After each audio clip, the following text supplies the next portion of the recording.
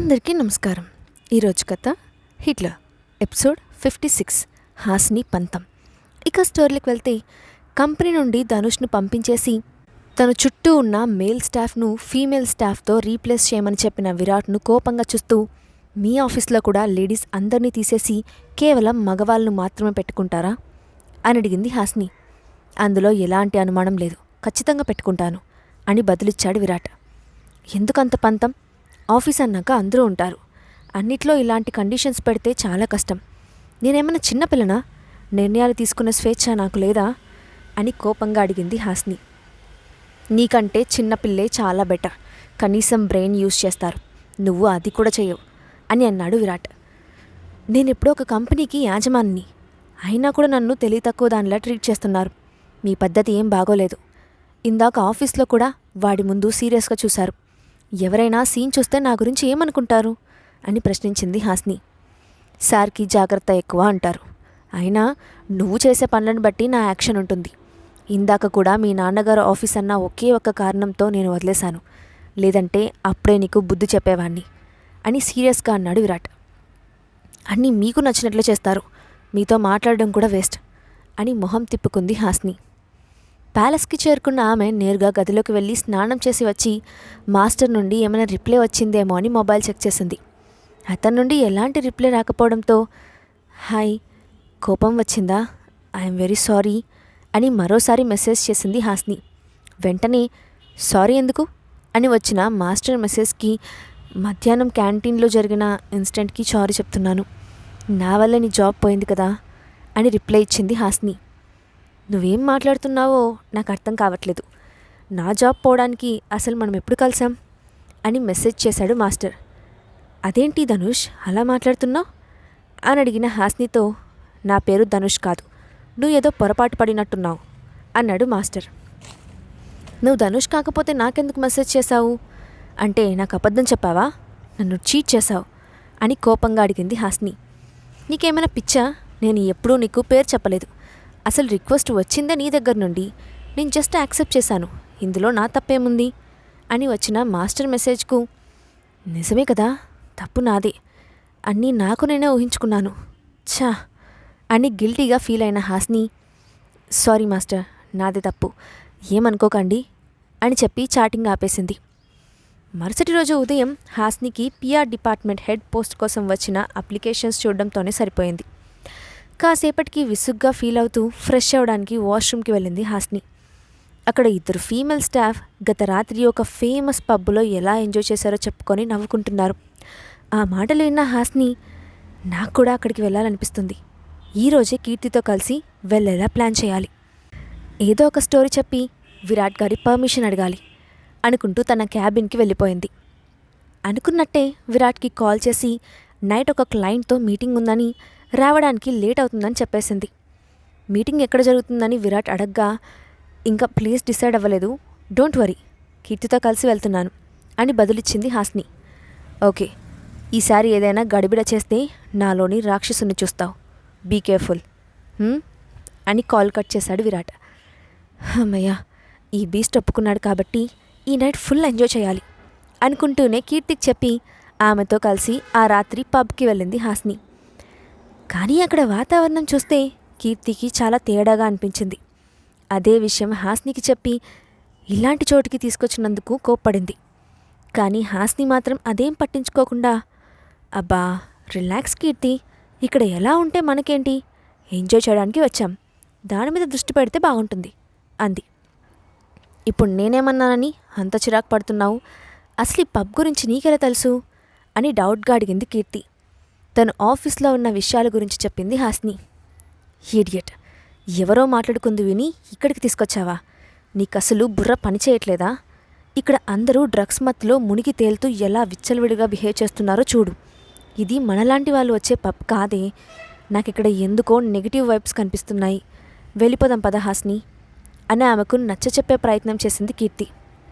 అబ్బా అనవసరంగా టెన్షన్ పడకు కీర్తి, చూడు ఇక్కడ అందరూ ఎంత బాగా ఎంజాయ్ చేస్తున్నారో, పద మనం కూడా డ్యాన్స్ చేద్దాం అంటున్న హాస్నితో, నువ్వెళ్ళి ఆ పిచ్చి గంతులు వెయ్యి, నేను ఇక్కడే కూర్చుంటాను అని నిర్మోహమాటంగా చెప్పింది కీర్తి.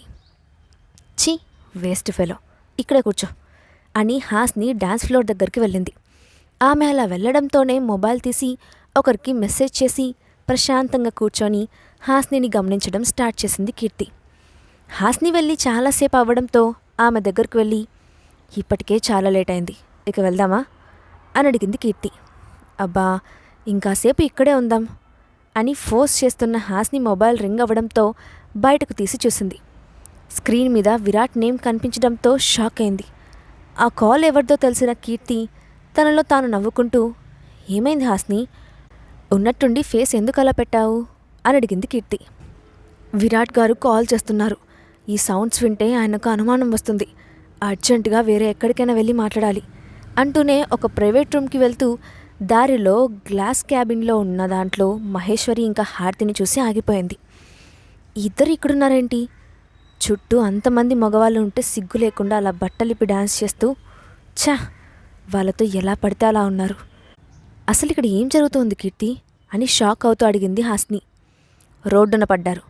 తినడానికి తిండి లేదు, చేతిలో డబ్బులు లేవు. అది కాకుండా ఫీజు కట్టలేదని హారతిని కాలేజ్ నుండి సస్పెండ్ చేశారని తెలిసింది. ఇక డబ్బులు సంపాదించడానికి ఈ మార్గం ఎంచుకున్నట్టున్నారు. ఎంతైనా మీ చెల్లి పిన్ని కదా, నువ్వేమైనా హెల్ప్ చేస్తావా అని అడిగింది కీర్తి. ఆ ఇద్దరి మీద జాలి పడితే ఆ తర్వాత నా మీద జాలిపడ్డానికి ఎవరూ ఉండరు. అలాంటి ఆడది మా నాన్నకు భార్య అంటే చూడ్డానికి అసహ్యంగా ఉంది. వాళ్ళిద్దరూ ఎలా చేస్తే నాకేంటి అని ఇంకా ఏదో అంటున్న హాస్ని మొబైల్ మళ్ళీ రింగ్ అవ్వడంతో ఒక ప్రైవేట్ రూమ్లోకి వెళ్ళి కాల్ అటెండ్ చేసింది. అటువైపు నుండి కాల్ లిఫ్ట్ చేయడానికి ఎందుకెంత లేట్ అయింది, ఎక్కడున్నారు అన్న విరాట్ మాటలు కటువుగా వినిపించాయి. హోటల్లో ఉన్నాను, చెప్పాను కదా క్లయింట్తో మీటింగ్ ఉందని అంటున్న హాస్ని మాట నోట్లో ఉండంగానే, ఇక్కడేనా అంటూ డోర్ ఓపెన్ చేసుకొని వచ్చాడు విరాట్. విరాట్ సడన్ ఎంట్రీకి షాక్ అవుతూ, మీరేంటి ఇక్కడికి వచ్చారు అని అడిగింది హాస్ని. నువ్వెందుకు వచ్చావో నేను అందుకే వచ్చాను అంటూ సీరియస్గా ఒక్కో అడుగు వేసుకుంటూ ముందుకు వస్తున్న విరాట్ని చూసి గుండె జారిపోయింది. ఆగండి, ఎక్కడికి వస్తున్నారు, వెనక్కి వెళ్ళండి అని బింకంగా అంది హాస్ని. ఇంతకీ మీ క్లయింట్ ఎక్కడ బేబీ, పిలువు, ఒకసారి మాట్లాడతాను అని ఈవిల్ స్మైల్ ఇచ్చాడు విరాట్. అతను బయట డ్యాన్స్ ఫ్లోర్లో ఉన్నారు, కాస్త బిజీ, ఇంకోసారి ఇంట్రడ్యూస్ చేస్తానులే అని చెప్పింది హాస్ని. మనమే అక్కడికి వెళ్దాం పదా, నేను ఇప్పుడే మీట్ అవ్వాలి అంటూ హాస్ని చేపట్టుకున్నాడు విరాట్. దాంతో మాట మొత్తం అర్థమైపోయిన హాస్ని, ప్లీజ్ విరాట్ గారు, నేనేదో సరదాగా వచ్చాను, నిజం చెప్తే వెళ్ళనివ్వరని అబద్ధం చెప్పాను, ప్లీజ్ ఈ ఒక్కసారికి వదిలేయండి అని రిక్వెస్ట్ చేసింది హాస్ని. షటప్, నాకు అబద్ధం చెప్పిందే కాక ఇలాంటి పబ్స్కి రావడానికి నీకెంత ధైర్యం? ఒక పని చేసే ముందు అది మంచిదా చెడ్డదా అని ఆలోచించడం చేత కదా, ఎప్పటికి మారుతావు అని కోపంగా అడుగుతాడు విరాట్. అసలు ఇప్పుడు నేనేమంత పెద్ద నేరం చేశానని నా మీద అలా అరుస్తున్నారు అని ఉక్రోషంగా అడిగింది హాస్ని. నోరు తెరిచావంటే చంపేస్తాను. మనం ఒక దగ్గరికి వచ్చామంటే అక్కడ వాతావరణం ఎలా ఉందో చూసుకోవాలి కదా. ఇక్కడ ఏం జరుగుతుందో కనీసం నీకు ఐడియా ఉందా? ఎంతసేపు ఎంజాయ్మెంట్ తప్ప సేఫ్టీ చూసుకోవా, నడిక్కడి నుండి అని చేయి పట్టుకొని బయటికి లాక్కెళ్తున్న విరాట్ నుండి విడిపించుకోవడానికి ట్రై చేస్తున్న కీర్తి వైపు చూసింది హాస్ని. ఆమె ముఖంలో కనిపించిన రిలీఫ్ని చూసి, ఈడియట్, నువ్వే కదా విరాట్ గారికి చెప్పావు అని ఆవేశంతో అరిచింది హాస్ని. నేనేం చేసినా నీ మంచి కోసమే బేబీ, నువ్వు అన్నీ తెలియతక్కువ పనులు చేస్తుంటే ఎన్ని రోజులు ఓపిక పట్టాలి? చూస్తూ చూస్తూ నువ్వు అన్నీ డేంజర్లో పడే పనులే చేస్తూ ఉంటే ఊరుకోలేను కదా. గొడవ చేయకుండా ప్యాలెస్కి వెళ్ళు బేబీ, రేపు మాట్లాడుకుందాం అని చెప్పింది కీర్తి. ఆమె మాటలకి కోపంగా మొహం తిప్పేసిన హాస్నిని చూసి బాధగా అనిపించినా తర్వాత మాట్లాడదామని సైలెంట్గా ఉండిపోయింది కీర్తి. నువ్వు కూడా రా కీర్తి, నేను దాస్ డ్రాప్ చేస్తాడు అని చెప్పి అక్కడి నుండి హాస్నిని తీసుకొని వెళ్ళిపోయాడు విరాట్. ప్యాలెస్కి చేరుకున్న వెంటనే లోపలికి పరిగెత్తిన హాస్ని తన పాత రూమ్ వైపు వెళ్ళింది. కానీ ఆ డోర్ లాక్లో ఉండటంతో సూరజ్ని పిలిచి డోర్ ఓపెన్ చేయమని అడిగింది Hasni. Sorry madam, sir order లేకుండా ఓపెన్ చేయడం కుదరదు, అనవసరంగా ఆయన కోపానికి గురి కావాల్సి వస్తుంది, క్షమించండి అని సున్నితంగా చెప్పాడు సూరజ్. ఈ రూమ్ కాకపోతే మరో రూమ్లో ఉంటాను అనుకుంటూ ప్యాలెస్ మొత్తం తిరిగిన హాస్నికి ఒక్క రూమ్ కూడా ఓపెన్ చేసి కనిపించలేదు. దాంతో కోపంగా కిందకి వెళ్ళి సోఫాలో కూర్చున్న విరాట్తో, మీతో కలిసి ఉండటం నాకు ఇష్టం లేదు, నా రూమ్ లాక్ ఓపెన్ చేయమని చెప్పండి అని అడిగింది హాస్ని. కుదరదు, నువ్వు నాతో అదే గదిలో ఉండాలి, నీకు ఇంకో ఆప్షన్ లేదు స్పష్టంగా చెప్పాడు విరాట్. అయితే నేను ఈ సోఫాలో పడుకుంటాను అని అంటున్న హాసిని దగ్గరకు సరిత వచ్చి, మేడం, ఈ హాల్ మొత్తం నేనే మెయింటైన్ చేయాలి. సార్ ఉదయం కిందకు వచ్చేసరికి నీట్గా లేకపోతే ఒప్పుకోరు. దయచేసి ఇక్కడ పడుకుంటానని నా పొట్ట కొట్టకండి, మీ గదిలోకి వెళ్ళిపోండి మేడం అని దీనంగా వేడుకుంది. అందరూ కావాలని చేస్తున్నారు కదా, మీ అందరి గురించి నాకు అనవసరం, నేను ఇక్కడే ఉంటాను, ఏం చేసుకుంటారో చేసుకోండి అని కోపంగా చెప్పిన హాసిని వైపు ఊరగా చూస్తూ అక్కడి నుండి రూమ్లోకి వెళ్ళిపోయాడు విరాట్. ఎవరికి వారు వెళ్ళిపోవడంతో నాకంటే ఈ ప్రపంచంలో ఎవరూ లేరా, అందరూ ఒంటరిగా వదిలేశారా అని బాధగా అనుకుంది హాసిని. ఇంతలో సరిత వచ్చి, మేడం, మీ మంచి కోరే దానిలో చెప్తున్నాను, సార్కి కోపం పెరిగేలా ఏమీ చేయకండి, ప్లీజ్ మీ రూమ్కి వెళ్ళి హ్యాపీగా పడుకోండి అని రిక్వెస్ట్ చేసింది. సరే వెళ్తానులే అని చెప్పి రూమ్కి వెళ్ళిన హాసిని ఫ్రెష్ అయ్యి బెడ్ మీద కూర్చొని మొబైల్ తీసింది. అప్పటికే చాటింగ్ యాప్లో మాస్టర్ నుండి వచ్చిన మెసేజ్ ఉండటంతో ఓపెన్ చేసింది. ఏం చేస్తున్నావు అని వచ్చిన మాస్టర్ మెసేజ్కి విరాట్ ఉన్నాడేమో అని చుట్టూ చూసింది. రూమ్లో ఎక్కడా కనిపించకపోవడంతో ధైర్యంగా నథింగ్, గేమ్ ఆడుకుంటున్నాను అని రిప్లై ఇచ్చింది హాసిని. ఆ రోజు కాన్వర్సేషన్లో ఇద్దరి మధ్య చాలా మాటలు సాగాయి. నీ అసలు పేరేంటి అడిగిన హాసినికి, మాస్టర్ అని పిలుస్తున్నావు కదా, పేరుతో పనేముంది, అలాగే కంటిన్యూ అవ్వు అని బదులిచ్చాడు మాస్టర్. అదేం పేరు, నువ్వేమన్నా రింగ్ మాస్టర్ అనుకుంటున్నావా అని అడిగిన హాసినితో, అవును, అందరూ నా గురించి అదే అనుకుంటారు అని ఆన్సర్ ఇచ్చాడు మాస్టర్. ఇలా ఇద్దరూ మాట్లాడుకుంటూ ఉండగా కాసేపటికి విరాట్ రావడంతో మొబైల్ పక్కన పెట్టేసి పడుకుంది హాసిని. ఆమెను చూసి చిన్నగా నవ్వుకుంటూ, బేబీ, నువ్వు అలాంటి ప్లేసెస్కి వెళ్ళకూడదు, చాలా డేంజర్, అందుకే అక్కడి నుండి తీసుకొచ్చాను, అర్థం చేసుకో బేబీ అని పక్కన కూర్చుంటూ చెప్పాడు విరాట్. ఎందుకు వెళ్ళకూడదు, మీరు కూడా పబ్స్కి వెళ్తారు కదా, మరి నాకు మాత్రం రెస్ట్రిక్షన్స్ ఎందుకు అని కోపంగా అడుగుతున్న హాసినితో, నేను వెళ్ళేది అలాంటి పబ్స్కి కాదు, అయినా నేను వెళ్ళడం నువ్వు వెళ్ళడం ఒకటేనా అని కోపంగా చూశాడు విరాట్. ఎలా వేరవుతుంది, మేలిగో చూపిస్తున్నారా, ఆడమగ ఇద్దరూ సమానమే, నన్ను ఆపే హక్కు మీకు లేదు అని పంతంగా అంది హాసిని.